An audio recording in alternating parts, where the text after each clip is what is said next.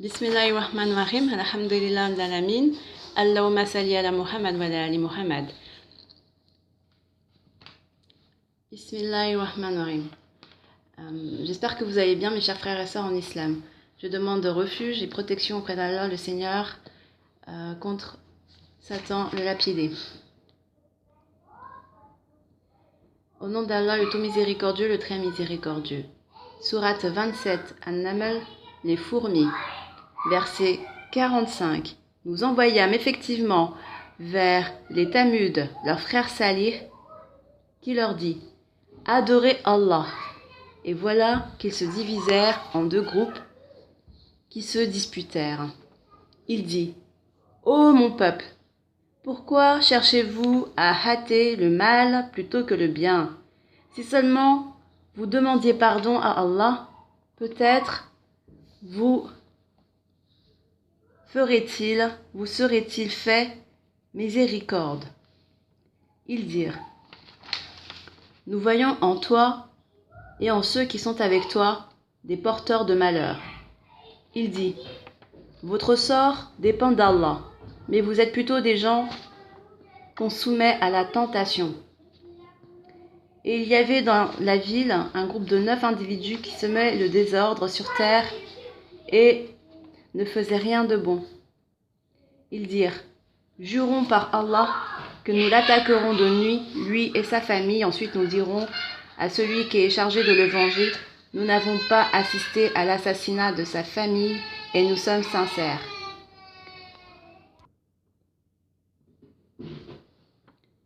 Verset 50. Ils ourdirent une ruse et nous ourdîmes une ruse sans qu'ils s'en rendent compte. Regarde donc ce qu'a été la conséquence de leur stratagème. Nous les fîmes périr, eux et tout leur peuple. Voilà donc leur maison désertée à cause de leurs méfaits. C'est bien là un avertissement pour des gens qui savent. Et nous sauvâmes ceux qui avaient cru et étaient pieux. Et rappelle-leur Lot, quand il dit à son peuple, « Vous livrez-vous à la turpitude, l'homosexualité, alors que vous voyez clair? Vous allez aux hommes au lieu des femmes pour assouvir vos désirs? Vous êtes plutôt un peuple ignorant. » Alors maintenant, je vais vous lire la sourate 8, Al-Anfal, le butin. Le butin?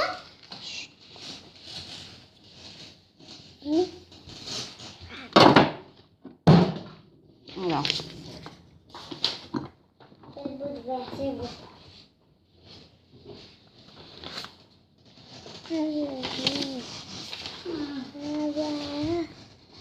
Sourate 8, le butin, verset 5, verset 4, verset 3 plutôt. Alors, ceux qui accomplissent la salate et qui dépensent dans le sentier d'Allah de ce que nous leur avons attribué, ceux-là, en toute vérité, les croyants, à eux des degrés élevés auprès de leur Seigneur, ainsi qu'un pardon et une dotation généreuse. De même, c'est au nom de la vérité que ton Seigneur t'a fait sortir de ta demeure, malgré la répulsion d'une partie des croyants. Ils discutent avec toi au sujet de la vérité, après qu'elle fût clairement apparue, comme si on les poussait vers la mort et qu'ils la voyaient. Rappelez-vous, quand Allah vous promettait qu'une deux bandes sera à vous, vous désiriez vous emparer de celles qui étaient sans armes, alors qu'Allah voulait par ses paroles faire triompher la vérité et anéantir les mécréants jusqu'au dernier, afin qu'il fasse triompher la vérité et anéantir le faux, en dépit de la répulsion qu'en avaient les criminels. Verset 9. Et rappelez-vous le moment où vous imploriez le secours de votre Seigneur et qu'il vous exauça aussitôt. Je vais vous aider d'un millier d'anges déferlant les uns à la suite des autres. Verset 10. Allah ne fit cela que pour vous apporter une bonne nouvelle et pour qu'avec cela, vos cœurs se tranquillisent. Il n'y a de victoire que de la part d'Allah. Allah est puissant et sage. Et quand il vous enveloppa de sommeil comme d'une sécurité de sa part et du ciel, il fit descendre de l'eau sur vous afin de vous en purifier, d'écarter la souillure du diable, de renforcer les cœurs et d'en raffermir les pas. Vos pas. Et ton Seigneur révéla aux anges, je suis avec vous. Affermissez donc les croyants. Je vais jeter l'effroi dans les cœurs des mécréants. Frappez donc au-dessus des coups et frappez-les sur tous les bouts des doigts. Ceux parce qu'ils ont désobéi à Allah et à son messager. Et quiconque désobéit à Allah et à son messager, Allah est certainement dur en punition. Voilà votre sort. Goûtez-le donc. Et aux mécréants, le châtiment du feu sera réservé. Ô vous qui croyez, quand vous rencontrez l'armée des mécréants en marche, ne leur tournez point le dos. Quiconque ce jour-là leur tourne le dos, à moins que ce soit par tactique de combat ou pour railler un autre groupe, celui-là encourt la colère d'Allah et son refuge sera l'enfer. Et quelle mauvaise destination. Oui. Alors, alhamdulillah d'alamin. Ici, le message du Coran est clair. Nous avons donc travaillé les lois divines ensemble. Les lois divines ensemble. Quelles étaient les lois divines? Alors, nous avons cité les 7 lois Noahid Noachid. Première loi, Noahid Noachid. Tu ne feras pas d'idolâtrie. Donc, interdiction de l'idolâtrie, interdiction au blasphème, interdiction de tuer, de voler la vie à quelqu'un, donc de tuer, donc interdiction à l'homicide. Quatrièmement, interdiction de voler les biens de quelqu'un, donc de faire de l'usure, des choses comme ça, c'est du vol, hein. Tous ces dérivés-là, ça fait partie du vol de peser, de faire la mauvaise pesée dans la balance. Donc, on a la cinquième loi, interdiction à la débauche. Donc, fornication, adultère, et tout ce qui est atteinte à notre œil, à notre vue, à notre ouïe, à notre corps. Tout ça, interdiction à la débauche.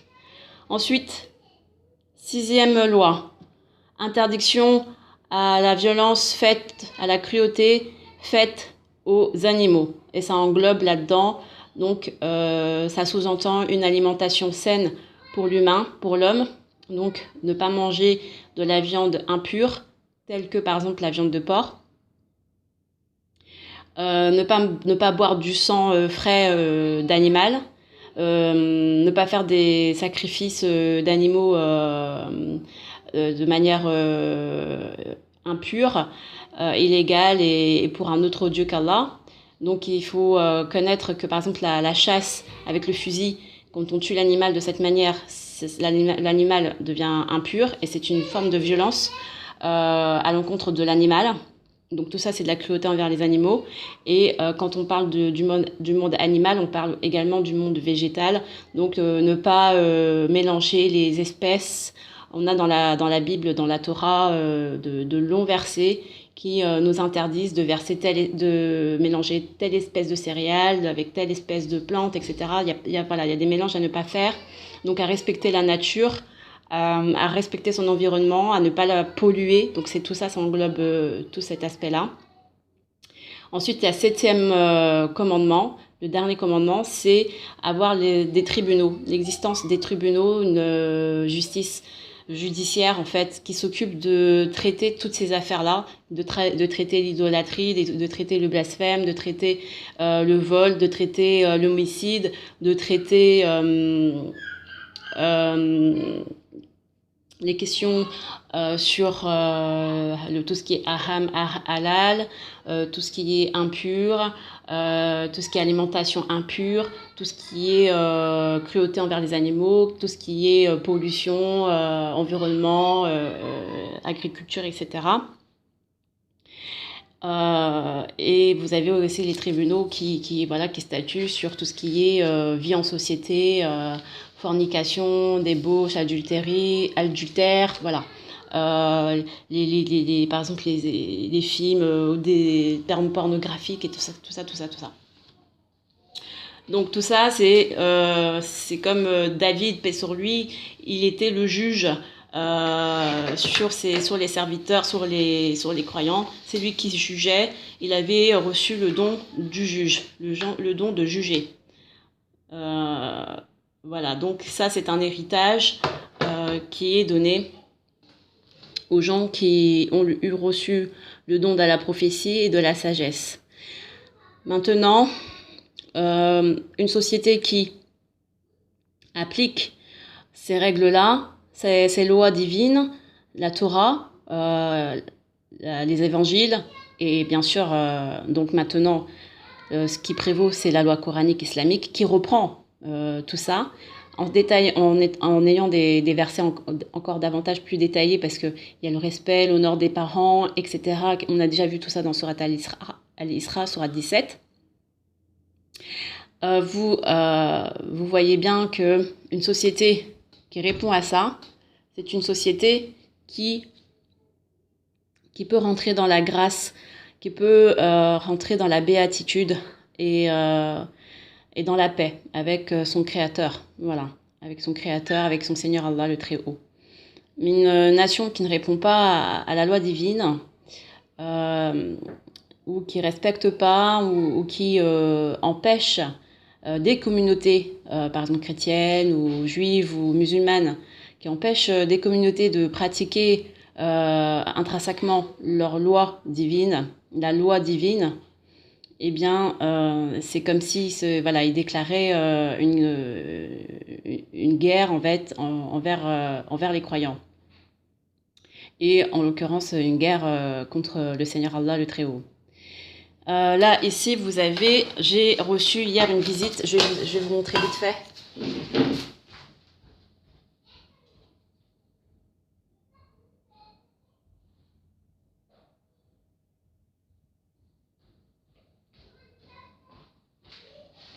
Donc, ici, j'ai reçu une visite de personnes qui me faisaient la propagande du programme de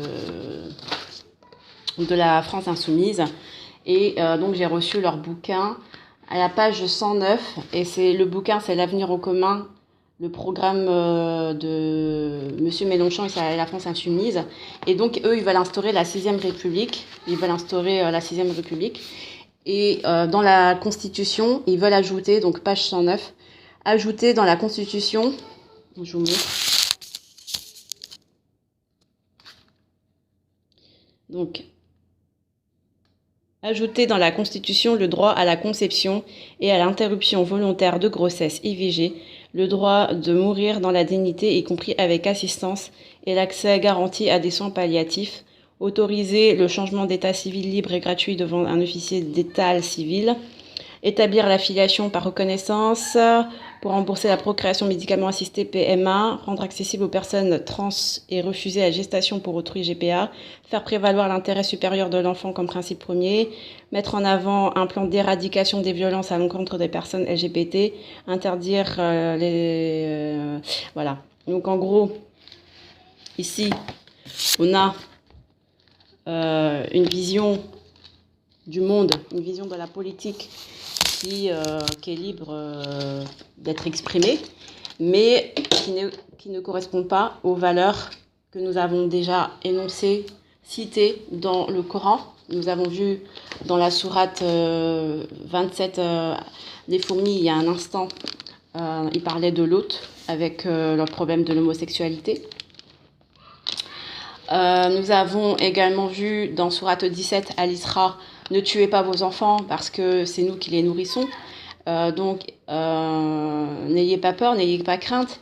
Donc là, ici, on voit que il y a dans cette démarche de la politique, l'inscription dans la Constitution, mais vraiment dans la Constitution, des valeurs qui s'éloignent complètement des valeurs des lois divines. D'accord ? Alors, maintenant, c'est à vous de voir où vous voulez, dans quel camp vous voulez vous mettre. Mais pour moi, en tout cas, ce que j'en ai compris et ce que j'en ai reçu par rapport à l'esprit, il n'y a pas besoin de voter. Nous n'avons pas à voter. Nous avons à nous remettre à notre Seigneur Allah le Très-Haut. Nous n'avons pas à choisir un tel, mais voilà, maintenant vous faites ce que vous voulez. En tout cas, c'est ce que moi j'ai reçu comme ordre et je vais m'en tenir à ça. Et ensuite, vous, au cas par cas, vous avez la possibilité de faire ce que vous pouvez faire. En tout cas, vous remettez-vous-en à votre Seigneur Allah le Très-Haut.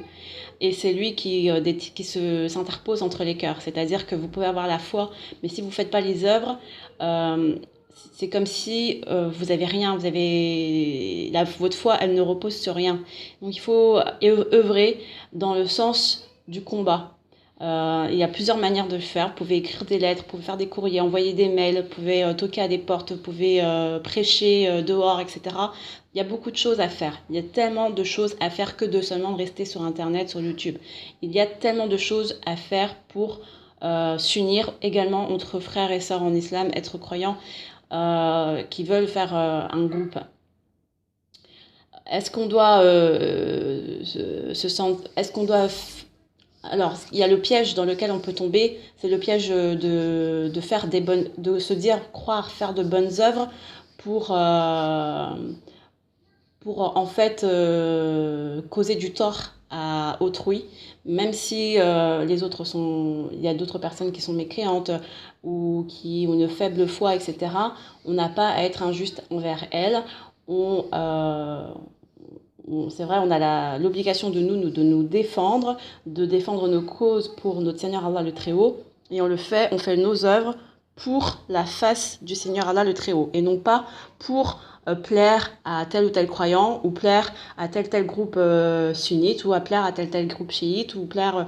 non, on n'est pas là pour s'auto-plaire, nous, ou se satisfaire, ou se gonfler d'orgueil, ou voilà, où on met en avant notre ego, parce que on peut tomber dans ce piège-là.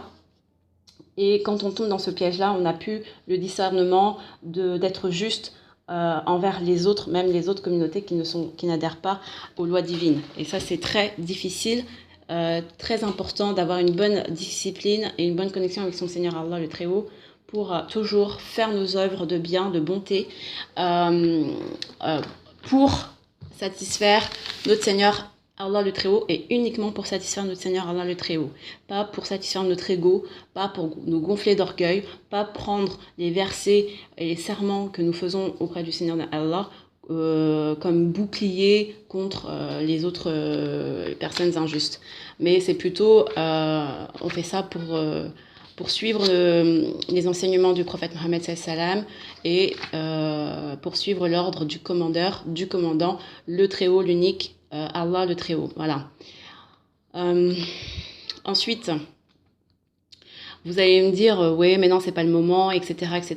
Dans Sourate 18, Al-Kaf, il y a la personne qui disait non, mais fais attention, ton jardin, tu sais pas comment tu vas le retrouver demain, ça sert à rien de te gonfler d'orgueil comme ça.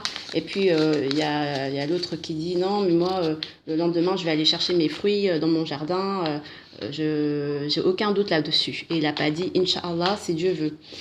Et donc le compagnon qui lui avait raison, il lui a dit au moins invoque ton Seigneur Allah le Très-Haut, parce que c'est lui qui fait toutes choses. Et il n'y a pas écouté, mais il était seul, ce compagnon, à dire ça. Il était seul. Mais dans Sourate Al-Kaf, je vous invite à relire, Allah le Très-Haut, il dit oui, il était seul. Il ne peut pas se sauver lui-même tout seul. Donc, il n'y avait personne pour le secourir et il ne peut pas se sauver lui-même tout seul. Mais Allah le Très-Haut est le meilleur des protecteurs. Et le meilleur des protecteurs. Donc, même si vous êtes seul, que vous n'êtes pas dans un groupe, parce que ce compagnon-là n'était pas dans un groupe, et c'était bien précisé dans Sourate Al-Kaf, ce compagnon n'avait pas de groupe, il était seul, il n'avait personne pour le secourir, mais il y a Allah comme meilleur des protecteurs. Donc, il y a également d'autres versets qui disent vos biens et vos enfants ne sont que des épreuves. Donc, et n'oubliez pas qu'il y a la récompense auprès d'Allah, le Seigneur le Très-Haut. Donc, même si vous avez peur parce que voilà, vous vous dites non mais moi si je fais ça, on va m'enlever mon argent, on va m'enlever mon emploi, on va enlever mes enfants, etc., etc. Sachez que la meilleure des récompenses se trouve auprès du Seigneur Allah le Très-Haut. N'oubliez pas de lever les yeux au ciel et non pas de baisser vos yeux sur la tablette ou le téléphone portable. Il y a également d'autres versets dans le Coran qui dit que ceux qui sont tête baissée ne réussiront pas, ils ne sont pas pareils que ceux qui ont la tête haute et qui lève les yeux au ciel ne sont pas pareils. L'aveugle n'est pas pareil que celui qui voit. Le sourd n'est pas pareil que celui qui entend. Donc, levez la tête au ciel.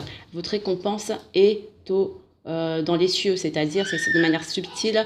Votre récompense est dans l'au-delà, est auprès de votre Seigneur Allah. Alors, vous pouvez prétendre à des biens d'ici-bas et des biens dans l'au-delà. Alors, Atina, bismillahirrahmanirrahim, Atina fi dunya hasanatan wa fi l'akhirati hasanatan wa qina adhaban nar. Donc, oh Allah, accorde-moi des récompenses, des faveurs et des biens, donc dans la vie d'ici-bas et dans la vie de l'au-delà. Et Allah, protège-moi contre le feu du châtiment de la tombe et du châtiment de l'enfer. Amin, je nous le souhaite. Voilà, donc n'hésitez pas à invoquer quand vous êtes dans le combat pour le santé d'Allah. Il faut toujours invoquer énormément, multiplier les invocations d'Allah. Il faut toujours invoquer Allah. Ne faites pas juste les œuvres, par exemple, je ne sais pas moi, envoyer un courrier ou prêcher la bonne parole, etc., sans invoquer Allah. Il faut toujours apporter votre invocation, toujours appuyer, intensifier vos invocations auprès de votre Seigneur Allah le Très-Haut. C'est très important, sinon vous allez perdre beaucoup d'énergie et vous allez perdre les œuvres. Et vous allez avoir, vous savez plus, vous allez être perdu. Donc vraiment soutenez vos actions, vos œuvres de bien avec les invocations soutenues, intensifiées auprès du Seigneur Allah le Très-Haut. C'est très très important de ne pas oublier cela. Alors, comment on fait pour invoquer le Seigneur Allah? Il y a Subhanallah, Alhamdulillah, Allah Akbar, La ilaha illallah, Wahdahu la sharika la, Lahul mulku lahu wal hamdu wa la kulli shay'in qadir, La ilaha ant subhanaka inni kuntu minaz zalimin, Hasbi Allah wa ni'mal wakil. La hawla quwwata billah al-ali al-lavim. La hawla quwwata billah al-ali al-lavim, ça vous permet en fait d'être dans un état, par exemple, vous êtes dans un état un peu de faiblesse, vous avez peur, vous craignez, vous n'avez pas de force, vous savez pas trop quoi faire, et bien vous faites la hawla quwwata billah al-ali al-lavim, ça vous sort d'une situation, d'un état de faiblesse pour vous demander à Allah le Très-Haut de vous transformer cet état de faiblesse en quelque chose de fort, donc quelque chose qui va se renverser, quelque chose de positif pour vous et que vous puissiez en fait accomplir ce qui est accomplir, ce qui est à faire. Donc je vous le souhaite en tout cas. N'hésitez pas à glorifier, à louer le Seigneur, à être reconnaissant. Et la reconnaissance, c'est pas seulement dans la parole, c'est également en faisant donc les actes de bien. Alors vous avez dans Surat al-Baqarah vous avez dans Surat al-Baqarah